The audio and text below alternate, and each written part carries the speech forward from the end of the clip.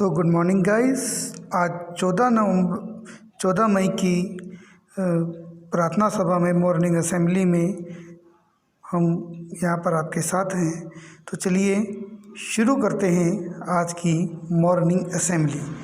सबसे पहले आज की जो डेट है 14 मई, इसमें जो वर्ड ऑफ द डे है, मतलब आज का जो शब्द है, जो आप नया शब्द सीखेंगे वो है कैंप।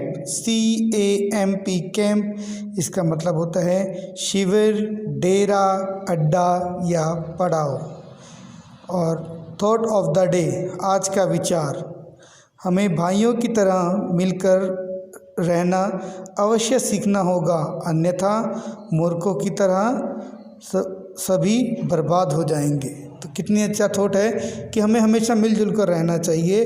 अगर हमारे हाथ में 5 उंगली अगर हमको इकट्ठा कर लेते हैं तो मुट्ठी बन जाती है और इसकी शक्ति डबल हो जाती है। तो अगर हम अलग अलग रहेंगे तो हम बर्बाद हो जाएंगे, मतलब एकता में बल है।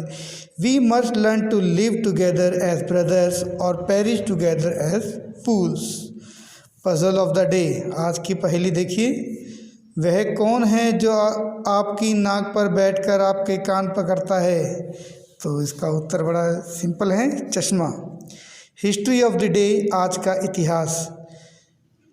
1796 इंग्लैंड में आज ही एडवर्ड जेनर ने पहले चेचक का टीकाकरण किया था। मतलब जो चेचक होता है उसका जो टीकाकरण है आज ही के दिन 1796 में हुआ था। 1992 में आज ही भारत में तमिल टाइगर्स के नाम से मशहूर श्रीलंकाई विद्रोह संगठन LTTE लीटे पर प्रतिबंध लगा था। स्पेशल ऑफ द डे, आज की दिल की जो खासियत है इसके बारे में जानेंगे। टीका, वैक्सीन। जैसे इस समय पूरी दुनिया कोरोना वायरस की वैक्सीन ढूंढ रही है, टीका ढूंढ रही है, तो इसी तरह चेचक भी बड़ी बीमारी के रूप में आया था, महामारी के रूप में आया था। तो इसकी वैक्सीन जो है 1796 में इसकी खोज की गई थी। आइए इसके बारे में हम देखते हैं। एडवर्ड जेनर टीका विकसित करने वाले पहले वैज्ञानिक थे। उन्होंने चेचक के टीके की खोज की थी। किसी बीमारी के विरुद्ध प्रतिरोधात्मक क्षमता, इम्यूनिटी विकसित करने के लिए जो दवा खिलाई या पिलाई या किसी अन्य रूप में दी जाती है उसे टीके को ही वैक्सीन कहते हैं। मतलब इम्यूनिटी पावर, मतलब इसको बोलते हैं रोग प्रतिरोधक क्षमता बढ़ाने के लिए।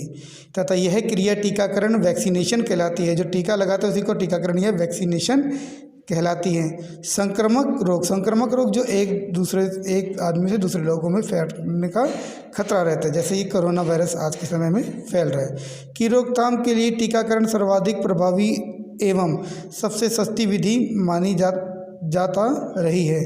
टीके के रूप में दी जाने वाली यह दवा या तो रोग कारक जीवाणु या विषाणु की जीवित किंतु क्षीण मात्रा होती है, या फिर इसको मारकर या अप्रभावी करके कोई शुद्ध किया गया पदार्थ जैसे प्रोटीन आदि हो सकता है।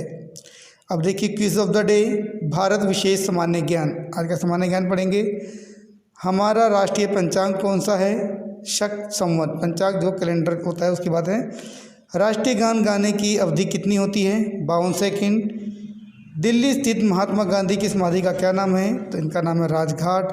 भारत की पहली जो रेल चली थी बम्बई, वर्तमान मुंबई से थाने तक चली थी।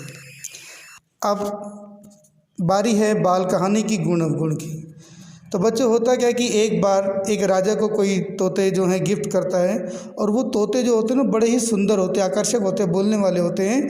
तो क्या होता है कि जब वो जाते हैं उन तोतों को जो राजा है सोने की पिंजरे में रखता है, और बहुत सारे लोग उनको देखने आते हैं। लोगों के लिए एकदम क्रेज़ हो जाता है उसको देखने जाना, और वो भी बड़े खुश होते हैं। परंतु एक बार क्या होता है कि कोई आदमी उसी राजा को एक लंगूर, बहुत बड़ा विशाल का एकदम दैत्यकार जो है लंगूर गिफ्ट करता है। और वो जब वो राजा की सभा में आ जाता है तो लोगों का आकर्षण तोतों के प्रति कम हो जाता है। लोग तोतों को नहीं देखते बल्कि लंगूरों को देखने जाते हैं। तो ये देख के तोते को बड़ा दुख होता है। तो तोता जो अपने बड़े भाई से बोलता है कि देखो अब लोग हमें देखने नहीं आते, हमारी कितनी बेकदरी हो रही है। तो उसका भाई उसको बताता है कि नहीं, ये तो पल भर का आकर्षण है, अभी वो नया है, लोग उसको देखने जा रहे हैं, पर जब उसके गुण लोगों को पता लगेंगे तो लोग उसको देखने नहीं जाएंगे, वो फिर से हमारे पास आएंगे।